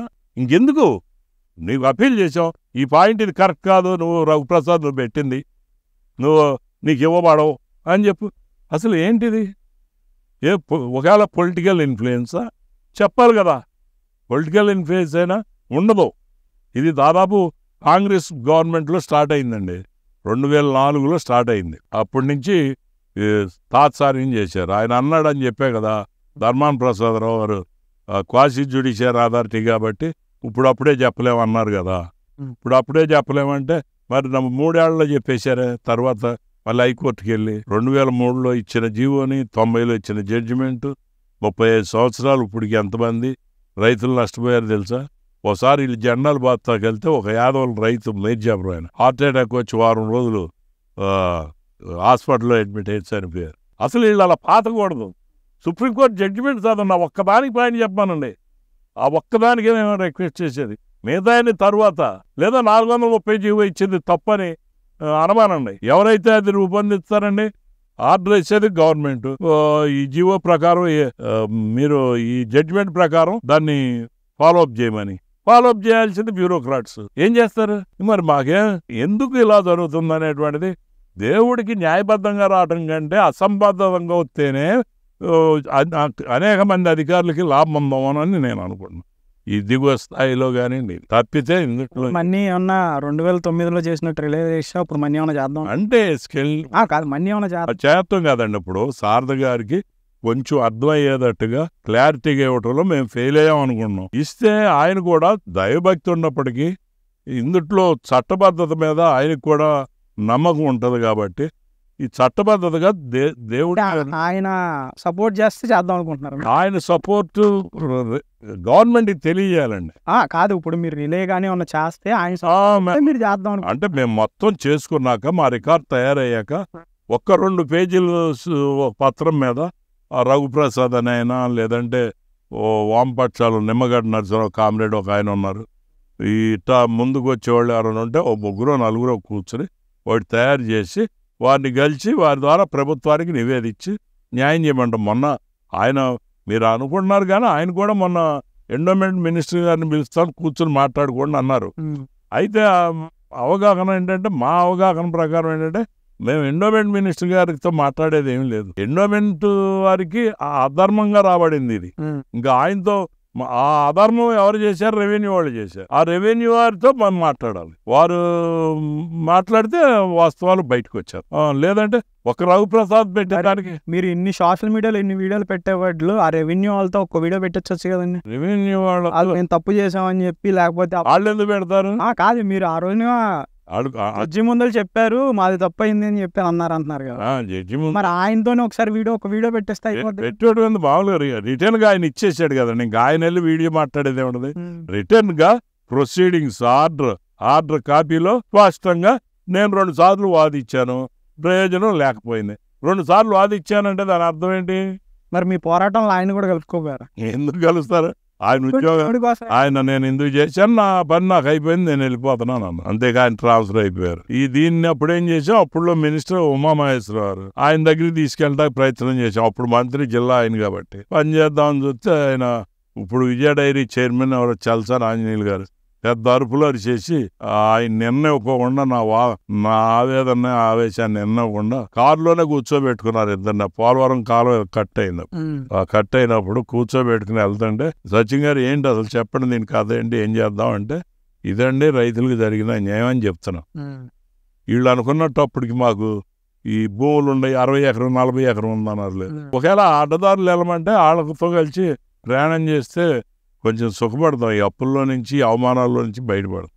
పెద్ద పాయింట్ ఏం కాదు. అవి కరెక్ట్గా పాలసీ మ్యాటర్కి విరుద్ధంగా చేయలేం. ఏమన్నారండి ఆంజనేయులు? ఇద్దరు అరుచుకున్నాం. అసలు నేను అరుస్తుంటే ఆయన అరుతున్నాడని నేను అరుతున్నా. ఇద్దరు అరుపుల మధ్యలో ఆయన పట్టించుకోవాలి ఉమా గారు. ఇంకేం చేద్దాం, 79 రానే వచ్చింది. పార్టీకి అప్రతిష్ట. 430 జీవో చెట్టు నాటిన చంద్రబాబు గారితోనే చెట్టు నరికిచ్చేశారు అన్నట్టు వచ్చింది. తీరా చూస్తే ఎవరైనా ఎవరన్నా వెళ్ళారనుకోండి, కొద్దిగా దేవుడి భూములకి రైతులకి పట్టాలు ఇవ్వాలంటండి అని చంద్రబాబు గారిని అడిగితే ఆయన అంటాడండి. ఇటువంటి విషయాలు ఎన్ని ఉంటాయి. దేవుడి భూమి కాదండి, ఇది ఎస్టేట్ విలేజ్. సుప్రీంకోర్టు జడ్జిమెంట్ని ఉల్లంఘించారు అధికారులు. మీరు ఇచ్చిన జీవో కరెక్ట్, దేవుడికి చట్టబద్ధతగా వస్తుంది కాబట్టి అదేదో పునఃపరిశీలన చేసి వాళ్ళు ఆడెవడో ఒకడు వెళ్ళి సుప్రీంకోర్టులో పోయి వచ్చాడు. ఇది ఎస్ఎల్పి అన్న వేయాలి, లేదో కమిషనర్ అన్న రిటైర్డ్ హైకోర్టు జడ్జి గారి చేత కమిషనర్ వేయించి ఎంక్వైరీ చేయించాలి. ఎంక్వైరీ చేశాక దాన్ని ఆ నివేదిక మీద సుప్రీంకోర్టుకి వెళ్ళి మరి ఇది చేయాలా. ఎక్కువ మంది వన్ టైం సెటిల్మెంట్ అడుగుతున్నారు. అది కూడా ప్రయోజనం ఉందా లేదా అనేది ఆ జడ్జిమెంట్ ప్రకారం ఆలోచించాలా. అన్నదానం కార్యక్రమం పెట్టారు కదా, ఖర్చు ఎంత అయిందండి? ఖర్చు అంటే మరి నిర్వాహకులు ఉన్నారు. ఆ దేవస్థానం వాళ్ళు 9 లక్షలు ఎంతో ఇచ్చారో అని అనుకుంటున్నారు. నిర్వాహకులు మట్టుకి జనరల్గా మనవాళ్లే ఉన్నారు ఎక్కువగా. అంటే ఏ పార్టీ అధికారంలో ఉంటే వాళ్ళు ఎక్కువగా ముందుండి నిర్వహిస్తుంటారు ఈ కార్యక్రమాలు. అందువల్ల ఏంటంటే నిర్వాహకులు చాలా రిస్క్ పడి, కాకపోతే బాగానే వాళ్ళు ప్రకటన రఘుప్రసాద్న ట్రెజరీగా పెట్టుకున్నారు. మరి అదే ఇప్పుడు దేవస్థానం భూములు అది రైతుల హక్కుల కోసం పోరాడే రఘుప్రసాదే దానికి ఇదిగా ఉండి మొత్తం ఒక కమిటీగా ఏర్పడి ఫ్రాడ్ జరగకుండా చక్కగా జయప్రదం చేశారు. దాదాపు 25,000 మంది చరిత్ర బ్రేక్ అయ్యేటట్టుగా చేశారు గొల్లపల్లికి. మీ ద్వారా వాళ్ళకి మరోసారి ధన్యవాదాలు తెలియజేసుకున్నాం. కాబట్టి ఇక్కడ దేవస్థానం వాళ్ళని నేను అడిగింది ఏంటంటే బిఫోరే ఇప్పుడు దాంట్లో అందరినీ డబ్బులు అడిగారండి. మేము అడగలేము, అదే నిర్వాహకులు అడిగారు కదా. ఊరు మొత్తాన్ని కాదు, ఎక్కడెక్కడ ఉండోళ్ళు ఈ దేవాలయానికి అటాచ్మెంట్ ఉన్న భక్తులు ఉంటారు, భక్తులను అడిగారు. అంతేగాని రైతులను ఎవరిని అడగలేదు. చిన్న చిన్నవాళ్ళు కూడా కొంత ఎకరాల వాళ్ళు ఉన్నారు, చిన్న రైతు 50 ఎకరాల వాళ్ళు కూడా ఉన్నారు కదా. ఉన్నారు, చిన్న రైతులు కూడా ఇచ్చారు. ఎవరు ఇచ్చారు నేనంటే నేను ఈ పోరాటంలోకి వెళ్ళిపోయా. వాళ్ళు ఆ విభాగంలో పనిచేస్తున్నారు. గ్రామంలో కొంచెం నేను చెప్పా కదా, నేను ఈ కాన్సన్ట్రేషన్ ఈ వయసులో సబ్జెక్ట్ బ్రేక్ అవుతుంది. ఇదివరకు అయితే 4 ఆలోచనలు కాదు 40 అయినా ఏకాలంలో చేయగలిగేవాడిని అప్పుడు. కాకపోతే అటువంటిది మేము వేంపాడు మీద కాన్సన్ట్రేషన్కి సరిపోతుంది నాకు సమయం, నా ఆలోచన. అందువల్ల నేను ఇటు పెట్టలేకపోయినా. వాళ్ళు చేస్తున్నారంటే కాన్ఫిడెన్స్. కుర్రాళ్ళు ఎవరైనా ఆ పార్టీ అయినా ఈ పార్టీ అయినా ఏ పార్టీ వాళ్ళన్నా కానీ నా భక్తుల దగ్గర వచ్చి తీసుకుని ఆ దేవస్థానం వాళ్ళు ఇచ్చే ముష్టి ఎత్తుకున్నట్టు ఉంది. వాళ్ళని విమర్శించాం. మీరు ఎకరాలు ఉన్నా కూడా మీరు అసలు ఎకరాల సంగతి తీసేయండి. ఎకరాలు అనేది 1600 ఎకరాల్లో పోయి రావాలి. అసలు రావడానికి చట్టబద్ధత అవ్వలేదు కదా. ఇప్పుడు మీకు రికార్డు తయారవ్వాలా. మీరు రైతు అండి, మీకు డిమాండ్ రాసి ఈ రికార్డు చెల్లదానిగా మేము మా వాదన. మీకు రికార్డు కావాలంటే రెవెన్యూ వాళ్ళు స్పష్టత చేయాలి, స్పష్టంగా రెవెన్యూ వాళ్ళు ఇవ్వాలి. దాంట్లో ఈ కింటకాయ అనేది మెన్షన్ చేయాలి. సరే అధర్మంగానో అంటే 1600 పండించుకునే వాళ్ళు తలకు ఇచ్చినా కూడా అసలు ఇవన్నీ ఎందుకంటే చట్టబద్ధత లేకుండా వసూలు చేసేది 6 కోట్లు ఉన్నాయి బ్యాంకుల్లో. 3-4 బ్రాంచుల్లో పెట్టారు. అదేమని అడిగితే దీనికి ఈ వెసులుబాటు ఉందా, దీనికి ఈ వెసులుబాటు ఉందని పెట్టారు. ఇవన్నీ మనం ఇంకోళ్ళని నిందించడం కరెక్ట్ కాదు. అనేక బ్యాంకులో 6 కోట్లు ఉంది దాదాపు నాకు తెలిసి. సమాచార చట్టం మీకు ఇవ్వబడదు. ఎందుకంటే ఇక దాని అర్థం ఏంటో చూడండి. సమాచార చట్టం మొన్న ఈ మధ్య దేవస్థానం ఒక ఈఓకి ఏసీకి కూడా సమాచార చట్టం కమిషనర్ కోర్టు వారు ఫైన్ వేశారు ఇవ్వనందుకు. ఇప్పుడు దానికోసం వెతుకుతున్నాం. ఇవాళ కూడా నాకు సమాచార చట్టం కింద వర్తించాలి. నేను వేంపాడు భూమిలో ఆక్రమణకు గురైన భూమి కలెక్టర్ గారి రివ్యూలో ఈఓ గారు ఇచ్చినటువంటి లెటర్ మన కలెక్టర్ గారికి అర్జీ పెట్టి ఆర్టీ యాక్ట్ పెట్టుకున్నాం. అది పోయి ఆటోమేటిక్గా కలెక్టర్ గారి నుంచి అటు వెళ్ళిపోయింది ఎండోమెంట్ వాళ్ళకి, డీసీకో ఎవరికో, అక్కడి నుంచి ఏసీకి, మళ్ళీ కింద ఈఓకి. ఈ ఫలానా హైకోర్టు ఉత్తర్వుల ప్రకారం సమాచార చట్టం మాకు వర్తించదు, మీకు సమాచారం గోప్యంగా ఉంచబడను. మేము ఎక్కడన్నా ఏది చేసినా, మేము ఏది చలామణి చేసినా అవన్నీ గోప్యంగా ఉండాలి. దేవుడికి గోప్యం ఏంటంటే ఇదేంటంటే అసలు మాకు సుప్రీంకోర్టు జడ్జిమెంట్లో ప్రతి సంవత్సరం కట్టమన్నది ఆచార వ్యవహారాలకి. ఆ సంవత్సరమే ఖర్చు పెడితే దేవస్థానం పురోగతి ఉంటుందా ఉండదా? వాళ్ళ భక్తి ఉంటే హుండీలు వేస్తారండి వాళ్ళు. ఆ కళ్యాణం రోజు వచ్చి దాంతో ఇంకా డెవలప్ చేయొచ్చు. బంగారం కొనవచ్చు, నగలు కొనవచ్చు, మరి సెక్యూరిటీ పెంచవచ్చు, మరి ఇదంతా కూడా చేయొచ్చు. మరి అప్పుడు జనం కూడా సందర్శకులు కూడా పెరుగుతారు. ఇప్పుడు చుట్టుపక్కల ఆగిరిపల్లి కూడా తగ్గిపోయారు బాగా చూసుకోండి. ఇక్కడికి ఎందుకు వస్తున్నారు? ఆ కళ్యాణం రోజు మట్టికి అన్నదానం బాగా చేస్తారు, కళ్యాణం బాగా చేస్తారు అని భోజనం లేక వస్తారు ఇక్కడికి. ఇక్కడ బాగా ఉన్నతంగా జరుగుతుంది అని. భద్రాచలం తర్వాత రెండోది ఇదే అనుకుంటా. భద్రాచలం తర్వాత అంటే అది జనరల్గా ఏంటంటే భద్రాచలంలో జరిగినటువంటి పూజ తర్వాత ఉన్న అక్షంతలు ఉంటాయి కదా, ఆ అక్షంతలు తీసుకొచ్చి ఇక్కడ చేసేవాళ్ళు జమీందారులు. ఇదంతా కూడా జమీందారు గారి కోట. మీకు మనం కూర్చున్న మన చుట్టూత కోటే. అది చెమన్ తోట అంటారు, అంటే ఉద్యానవనం, రాణీలు వాళ్ళు విహరించేది. అర్థమైందండి? ఇదంతా కూడా జమీందారుల కోటే. ఈ చివరికి పోతోటలుగా మారిపోయినాయి కొన్ని 100 సంవత్సరాలు అట్ట వచ్చేసినాయి. ఈ కళ్యాణ మండపం వాళ్ళ జమీందారులు వాళ్ళు చూసేవాళ్ళు. ఈ చుట్టుపక్కల మొత్తం దేవుడు మాన్యమే అంటారు. దేవుడు మాన్యం కదా జమీందారు. మీరు అన్నారు జమీందారులు అంటే కాదు, కోట. ఇది కోట వరకు ఆ పక్కన ఇల్లు. కోట అంటే ఇల్లు. ఇప్పుడు నూజివేళ్ళు ఉండే చూశారు అట్ట. ఇది చెమన్ తోట. ఇది ఒకటే. ఈ తోట ఎడ్జి, ఈ తోట ఎడ్జి, ఆ తోట ఎడ్జి వరకే ఇది. అంతేగాని ఇందుట్లో ఉండేవాళ్ళు. ఇప్పుడు మేఘవారి వంశం అంతా కూడా ఇక్కడి నుంచే మైగ్రేట్ అయ్యారు. నూజివేళ్ళు లేదు అసలు. జమీందారులు ఇళ్ళు ఏమి లేవు. ఇక్కడ పుట్టి పెరిగి ఇక్కడి నుంచి మైగ్రేట్ అయ్యి అక్కడికి వెళ్ళి కోటలు కట్టుకున్నారు. ఫస్ట్ జనరేట్ అయింది ఇక్కడే వాళ్ళు. ఇప్పుడు రీసెంట్గా నాకు ఒక చెవున ఒకటి పడిందండి. ఒక 100 ఎకరాలు ఉంది దేవుడు మాన్యం. అమ్ముకునే అతను 10 లక్షలు చెప్పాడు. సపోజ్ అనుకుందాం 100 ఎకరాలు అని 50 ఎకరాలు అని. 100 ఎకరాలు అతను 10 లక్షలు చెప్తున్నాడు. 100 ఎకరాలకి ఎంత అవుతుందండి? 10 కోట్లు అవుతుంది. అంటే అమ్ముకునే అతను లాభపడుతున్నాడు. ఇటు పక్కన ఎకరం 2 ఎకరాలు 10 ఎకరాలు ఉన్న వాళ్ళు కౌలు చేసుకునే వాళ్ళు లాభపడుతున్నారు. మరి దేవుడికి మాత్రం ఏం రూపాయి ఉన్నట్లేదు. చెప్పండి. ఎకరం 2 ఎకరాలు కౌలుకి ఎవరున్నారు? కౌలుకు ఇప్పుడు 2 ఎకరాల వాళ్ళు ఉంటారు, ఒక 5 ఎకరాల వాళ్ళు ఉన్నారు. వాళ్ళు మేము చేసుకోలేనప్పుడు కౌలుకి ఇచ్చుకుంటున్నారు, పావాయిలు వేస్తున్నారు, కౌలుకి ఇచ్చుకుంటున్నారు.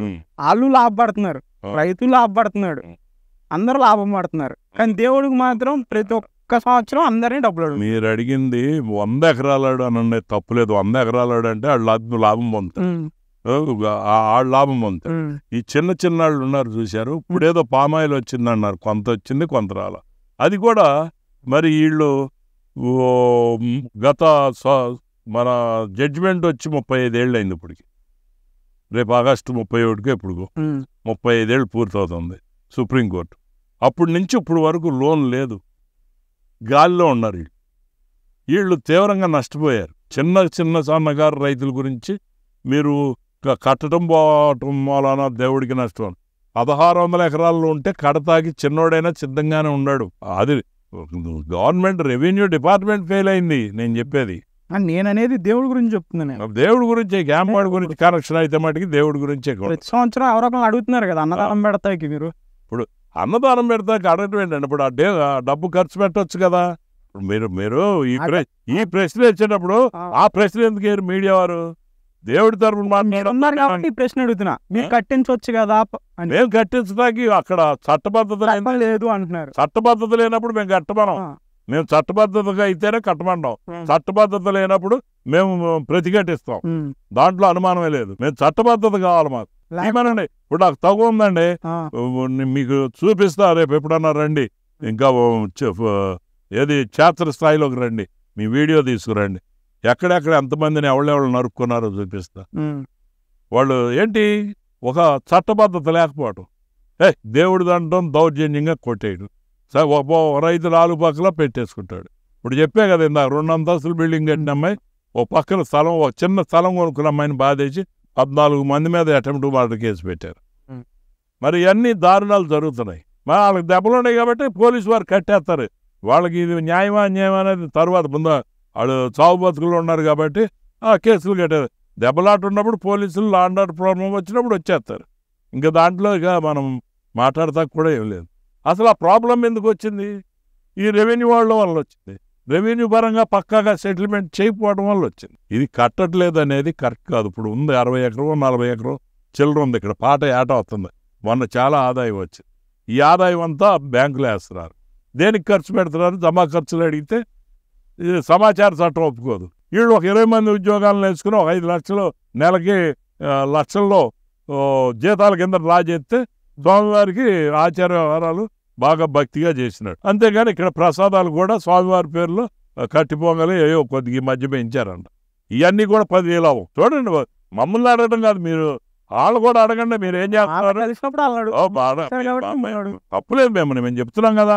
మీరు ఏ ప్రసాదాలు ఇస్తున్నారు, మీరు ఎంతమంది చెప్పండి, ఎవరెవరు రికమెండేషన్లతో ఎంతమంది చేయలేరు, మీరు చేసే పని ఏంటి, మీరు చేయాల్సిన మీకు ఎంత పని ఉంది, మీరు ఎంతమంది అవసరం ఉంది.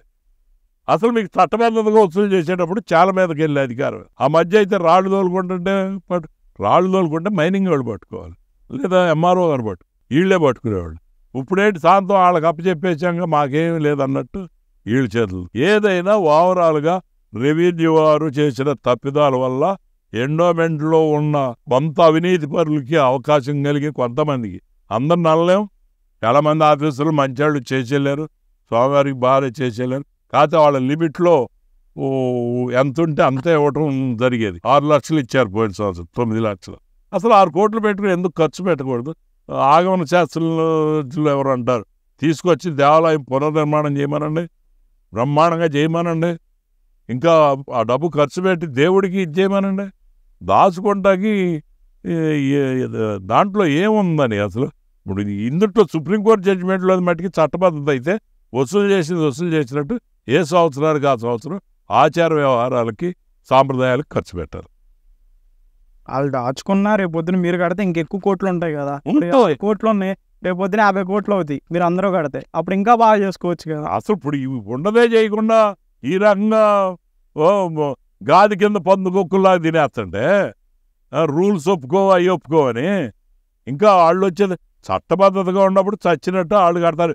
నేను అడ్డుపడినా ఆగదు, ఎవడడ్డు పొట్లు సత్యనారాయణ అడ్డుపడితే ఆగదు, గోవింద రఘుప్రసాద్ అడ్డుపడితే ఆగదు.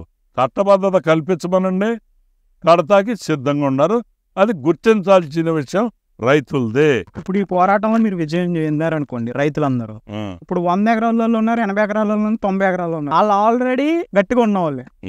మరి 2 ఎకరాలు 3 ఎకరాల వాళ్ళకి పంచే జరిగింది అనుకుందాం, మరి వాళ్ళ పరిస్థితి ఏంటండి? వాళ్ళు బినామీ పేర్లతో ఉన్నారు. ఈ రికార్డులో ఈ చల్లని ఏది రఫ్ బుక్ల్లో బినామీ పేర్లతో ఉన్నారు. ఆ అవకాశం కూడా ఈ అధికారులే కల్పించారు. ముందు వాళ్ళనే భయపెట్టి పొట్లూరు సత్యనారాయణ లాంటి వాళ్ళు లేబర్ నేర్చుకొస్తున్నాడు, కట్టండి ఇది ఉంటే మీకు తిరుగులేదని చెప్పి వాళ్ళు ఎక్కడో అమెరికాలో ఉంటారు, విజయవాడలో ఉంటారు, ఎక్కడో ఉంటారు. నన్ను ఒక బూచిగా చూపించి దానికోసం చూస్తారు. అంతేగాని రైతుల హక్కుల కోసం వాళ్ళకు కూడా హక్కులు రాకపోతేనే బాగుంటుంది. ఎందుకంటే మరి ల్యాండ్ సీలింగ్లోకి ఇది అవ్వచ్చు కదా, ఇన్ని ఎకరాలు అంటే. అసలు బినామీ పేర్లు అనేది ఎట్టి పరిస్థితుల్లో తొలగించాలిగా. భూమి ఇక్కడ ఉందని తెలవకుండా మీకు భూమి ఏంటండి? ఆలేపల్లి జానకీదేవి, చిట్టూరి బృందాదేవి, వాళ్ళు ఎవరో ఉన్నారో లేరో మాకు తెలియదు. వాళ్ళకి ఇక్కడ భూమి ఉందని తెలిసి ఇక్కడికి వచ్చి మేము చెప్తాం ఒక లిస్టు, దేవస్థానం ముందు పెట్టమనండి, వాళ్ళు రమ్మనండి, ఆ పేర్లని తిన్నగా తీసుకెళ్ళి వాళ్ళ భూమి చూపించమనండి. ఎక్కడో నీ భూమి అని అడగండి. అదే మీరు ఇక్కడ మా చిన్న రైతులు ఉన్నారు, వాళ్ళని తీసుకెళ్ళండి, ఇది నా భూమి అంటాడు. వాళ్ళకి భూమి ఎక్కడ ఉంటుంది తెలియదుగా, బినామీ పేర్లు. మరి దేవుడిదైనప్పుడు బినామీ పేర్లు ఏంటి? కాకపోతే మేము పోరాటం మీరు అన్నట్టు పరోక్షంగా వాళ్ళకి ఉంటుంది. కానీ అప్పుడు బినామీ పేర్లను మొత్తం ఎవడెవడ మోసం చేసి ఏం చేశారో అవి కూడా బయటకు వస్తాయి. బయటకు వచ్చేదటి కృషి చేస్తాం. అంత తేలిగ్గా వదిలిపెట్టం, దాంట్లో రాజీయే లేదు. వాళ్ళ వల్లే చిన్న రైతులు ఇబ్బందులు పడ్డారు. లేదంటే ఇప్పుడు కోర్టులు అడుగుతున్నారు, ఇందుట్లో న్యాయం ఉందని చెప్పేసి సుప్రీంకోర్టులో మేము తీసుకొస్తాం, హైకోర్టులో మేము ఎవరి దగ్గర వస్తుంది చేస్తాం. తెల్లారు లెగితే మరి ఈ చిన్న కార్యక్రమాలు చేయటాకే మేము చాలా ఒంటరి పోరాటం చేయాల్సి వస్తుంది. కాబట్టి ఇదంతా ఇంకా ముందు నేను అన్నా కదా, ఈ కంప్లీట్ పరీక్ష ఒక్కొక్క వాక్యానికి ఒక్కొక్క నిబంధనకి వివరాలు ప్రతి ఒక్కటి అట్ట చివరి వరకు వెళ్ళిపోయే వరకు ఓపికగా మేము చేయాలి. చేసిన తర్వాతే ఒక నివేదిక తయారు చేయాలి. అప్పుడే శారద గారు మంత్రి గారి దగ్గరికి వెళ్తాం. వెళ్ళిన తర్వాత అప్పుడు ఆ ప్రభుత్వానికి నివేదించేటట్టు ఖచ్చితంగా ఆయన చేస్తారని నమ్మకం ఉంది. ఎందుకంటే దేవుడికి పోవట్లేదు కదా, చట్టబద్ధత అయినటువంటి ఆదాయం వస్తుంది కాబట్టి. రైతుల మీద ఆయనకి వ్యతిరేకత లేదు కదా, దేవుడికి అన్యాయంగా భూములు ఇమ్మంటలేదు కదా. పాస్బుక్ వాళ్ళకు ఉంది కాబట్టి మేము ఏం చేయలేము అన్నారు ఆయన. అది తప్పేముంది, దాని గురించి మేము ఆయన ఏమి మాట్లాడతా సరిపోం. ఇక ముందు ముందు ఆ పని చేయాల్సిన ఒక చిన్న ఫైనల్ క్వశ్చన్ అండి. గొల్లపల్లి రఘునాథ స్వామి గుడి యొక్క భూములు రైతులదా దేవుడిదా? రఘునాథ స్వామి చెప్పండి. వేంపాడ వేంపాడ రఘునాథ స్వామి కాదండి. కాదంటారు? కాదు, ఎట్టి పరిస్థితుల్లో దాంట్లో తానో కాంప్రమైజ్. సాగుదారులదే ఇష్టపూర్వకంగా చేసుకున్నటువంటి ఒప్పంద పరిష్కారం. అది దేవుణ్ణి వానరు చేయలేదు, రైతులను వానరు చేసింది. పరిష్కారం ప్రకారం కిట్టాకాయ కట్టాలి అంతే. తర్వాత చేసిన మార్పులన్నీ ఎలా జరిగినాయో, ఎవరి వల్ల జరిగినాయో పేర్లు అప్రస్తుతం. ఇది 90 నుంచి జరిగి ఫైనల్ గా మీరు దేవుడిది కాదండి? దేవుడిది కాదండి, రైతులదేనండి. ఎస్టేట్ అండి. ఎస్టేట్ మీరు ఎస్టేట్ లా తీసుకోమనండి. ఎస్టేట్ కాదని పోయి సుప్రీంకోర్టులో అందా చెప్పండి. ఎస్టేట్ అనే దాన్ని దీనికి జతపరుస్తున్నాం ఉంది అంటే ఇంకా దాని ప్రకారం ఏంటో చెప్పమనండి. కనీసం రైతులకి లోన్ హక్కు, అమ్ముకునే హక్కు, రిజిస్ట్రేషన్ హక్కులు ఏమి లేవు, సర్వం మాయని అంటున్నాడు. అట్ట అన్నప్పుడు మేము అసలు ఎట్ట ఒప్పుకుంటాం? సుప్రీంకోర్టు అట్ట ఏం చెప్పలేదే.